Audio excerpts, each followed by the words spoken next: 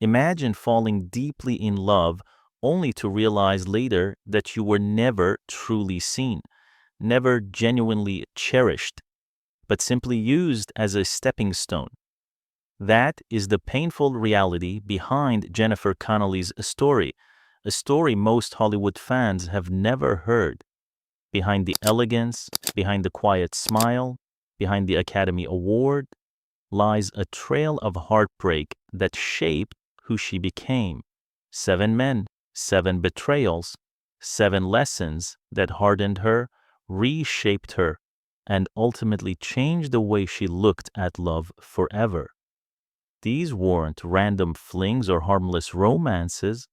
They were powerful men, actors, rising stars, and Hollywood icons who stepped into her life when she was young, hopeful, and trusting. Men who charmed her under the spotlight, then wounded her when no one was watching. Men she came to resent, even hate, as the truth revealed itself. Most people only know Jennifer Connelly as the poised star of a beautiful mind. They've seen her grace, her discipline, her quiet confidence. But few know the emotional battlefield behind that calm exterior. Few understand the storms she survived long before fame reached its peak. And what's even more shocking, you've seen the faces of these 7 men countless times. You've watched their movies, you've heard their interviews, but you've never heard what happened in the shadows, the parts of Hollywood no one puts on camera. So today, we begin the journey. The first man on this list wasn't just a co-star. He became the spark, then the wildfire, and finally the emotional wound she refused to reopen. Are you ready to continue? Number 1 on this list is a name no one expected. A man Jennifer Connelly once truly admired, perhaps even cared for, before everything spiraled into something darker. That man was Russell Crowe. They weren't just co-stars in A Beautiful Mind. They were 2 intense souls pulled toward each other by undeniable chemistry. Chemistry so strong that even the crew whispered about it. During filming, everyone noticed the energy between them. The way Russell looked at her between takes, the way she softened during their close-ups. It felt real, raw, and dangerously unspoken. Even director Ron Howard later hinted that the 2 were more emotionally connected than the public ever realized. But connection doesn't always mean harmony, and for Jennifer, harmony was one thing Russell Crowe never brought, because that spark, that attraction, quickly transformed into something turbulent. Russell's passion, which at first felt flattering and powerful, slowly shifted into intensity that bordered on controlling. He wanted the scenes to revolve around him, wanted the emotional rhythm to follow his timing, wanted Jennifer to match his fire, even when it wasn't right for the character. Jennifer, disciplined and grounded, refused to surrender her craft to anyone, not even him.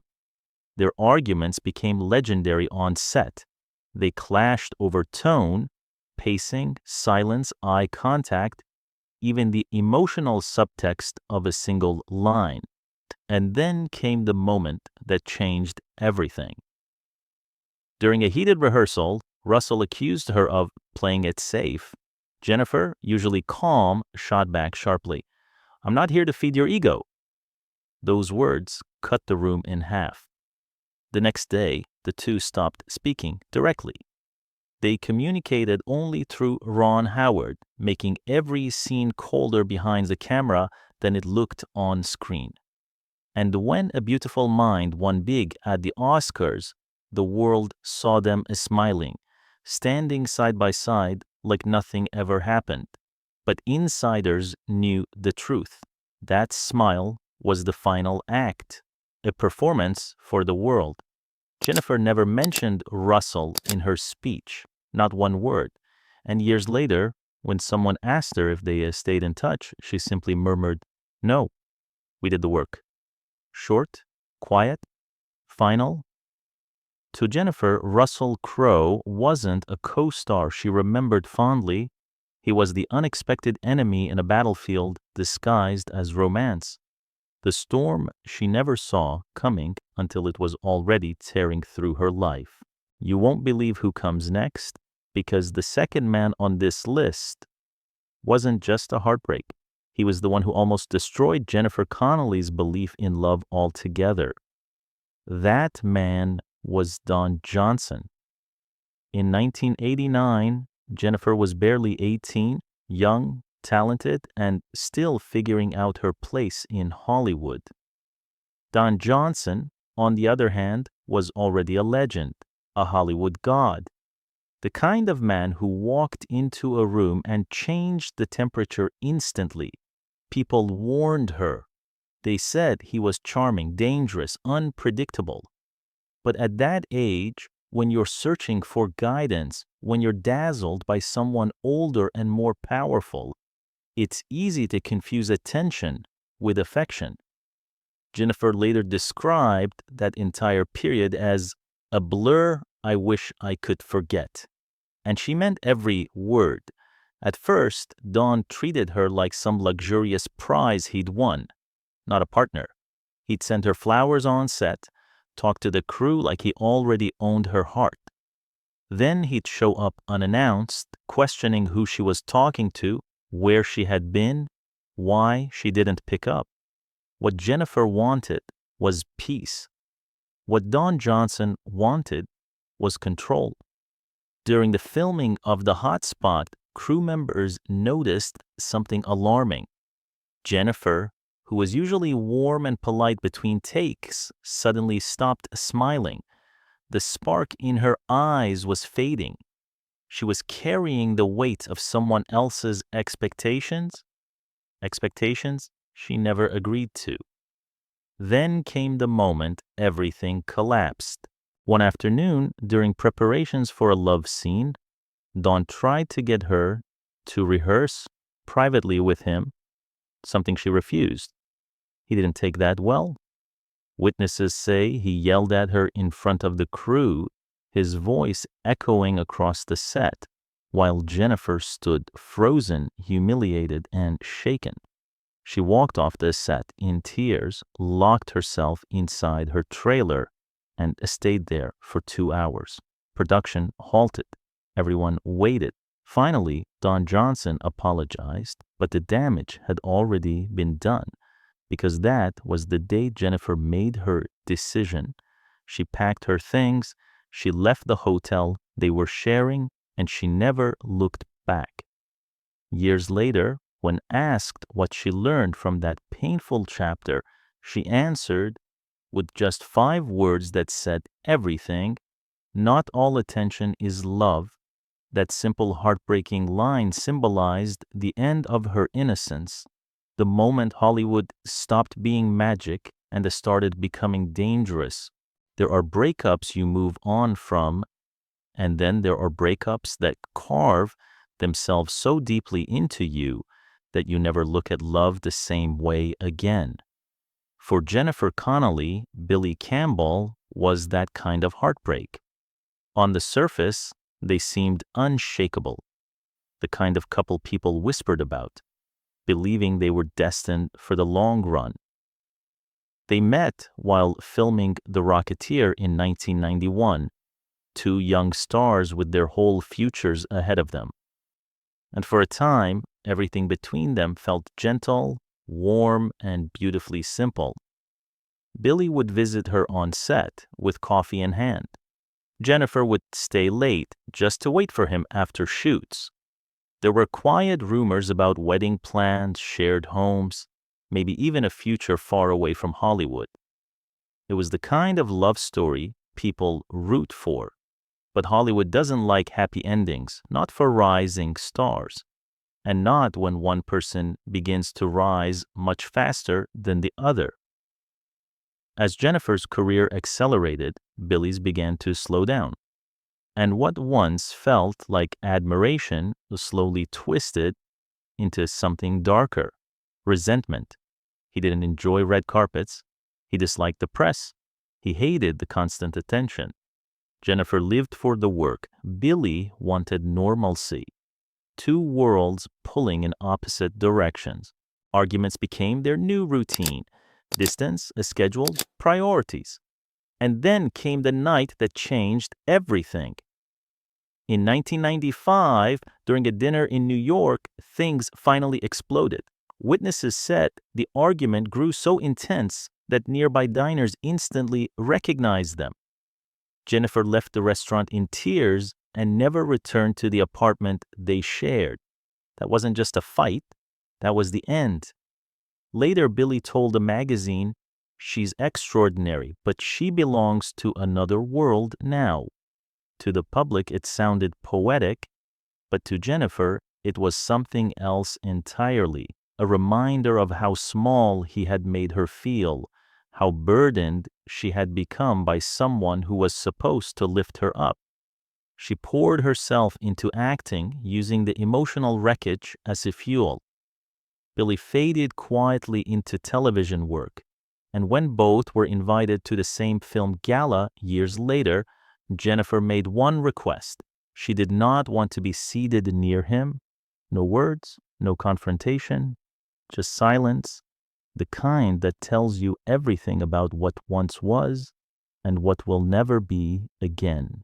If Jennifer Connelly had learned anything from her past relationships, it was how to recognize a storm before it arrived, but with Billy Crudup, she never saw the thunder coming. Their story didn't begin like love. It began like admiration. Two ambitious young actors in 1996, both hungry to prove themselves in Hollywood. Jennifer had begun moving toward more serious roles. Billy Crudup was the new indie darling, the next big thing, the actor everyone whispered about. At first, they were drawn to each other by shared ambition, but the more time they spent together, the clearer it became. This wasn't a partnership. It was a competition waiting to explode. Jennifer approached acting with discipline, research, emotional depth, endless rehearsals. She cared. She always cared. Crudup had a different philosophy: raw instinct, charisma, talent without preparation.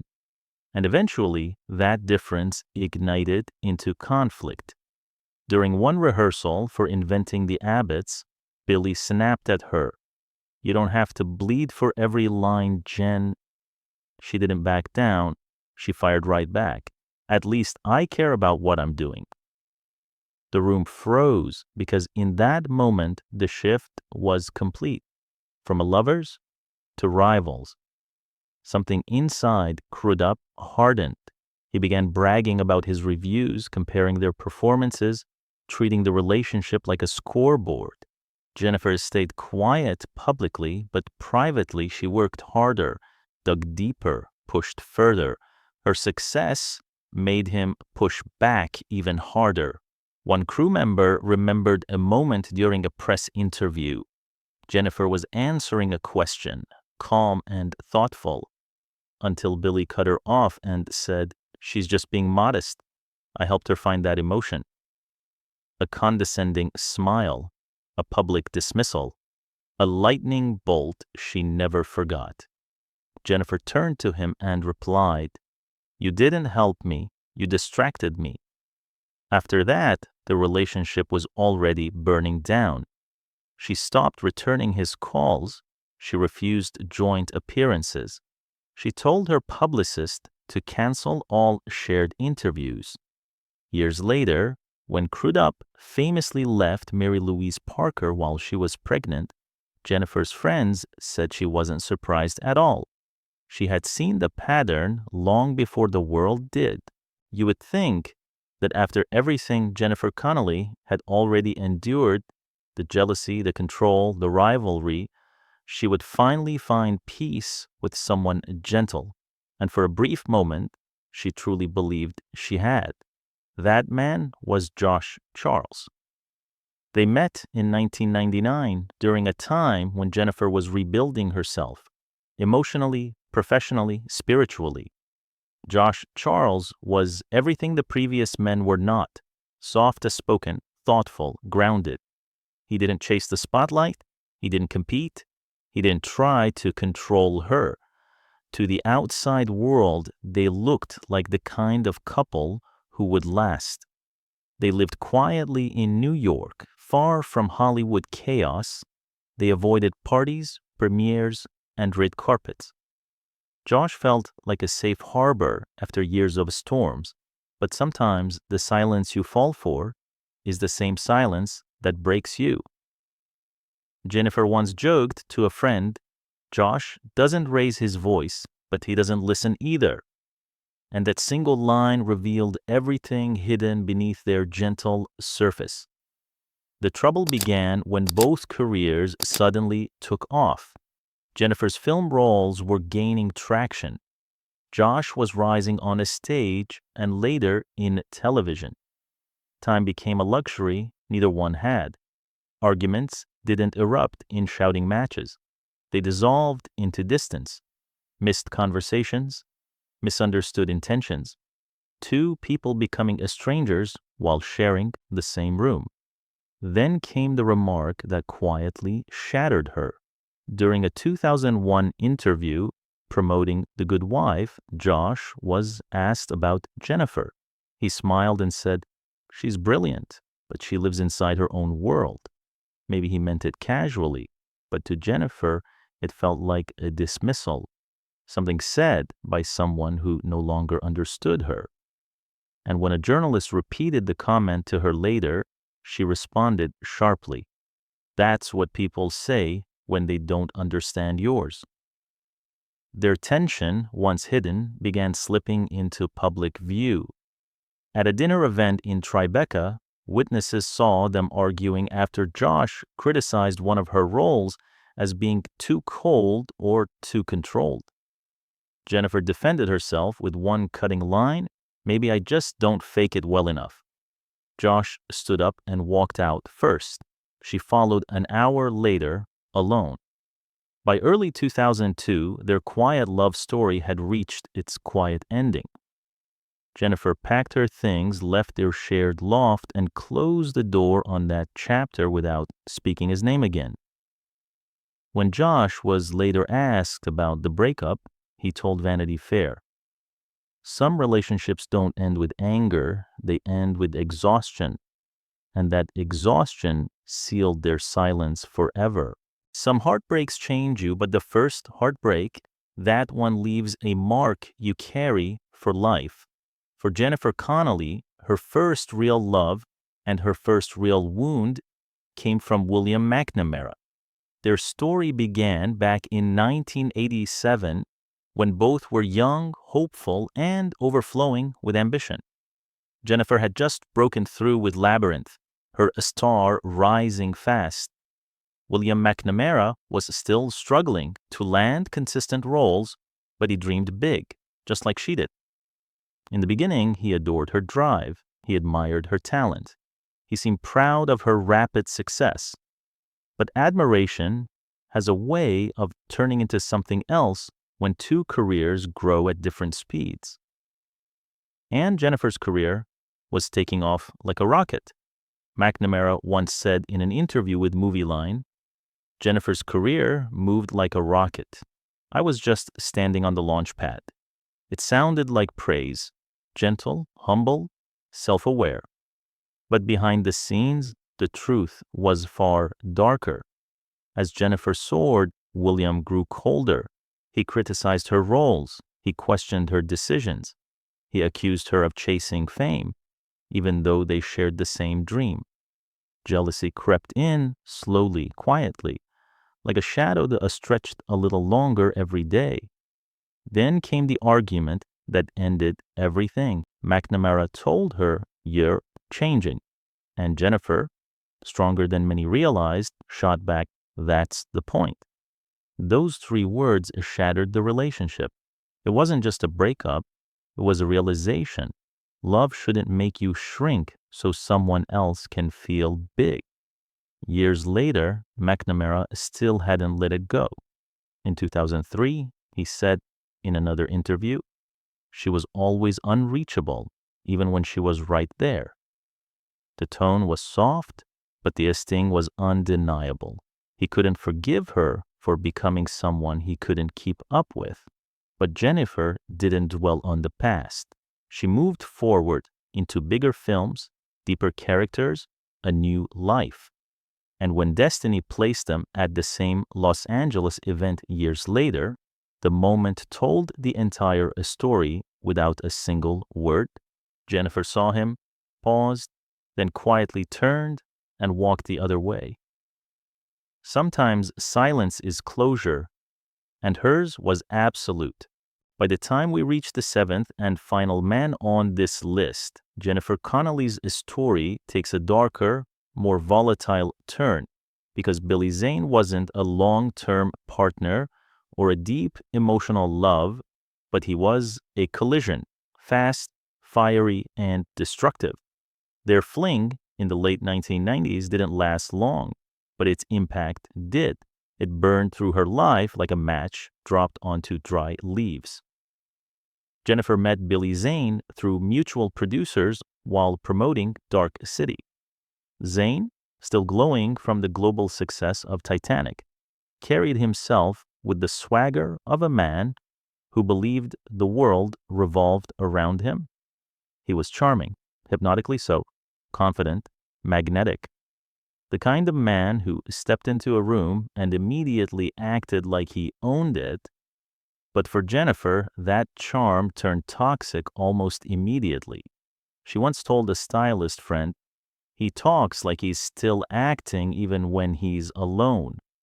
She wasn't joking. Zane lived in character, full of drama, intensity, and theatrics, even in moments that didn't call for it. And when jealousy entered the picture, everything detonated. The breaking point came during a charity gala in Beverly Hills.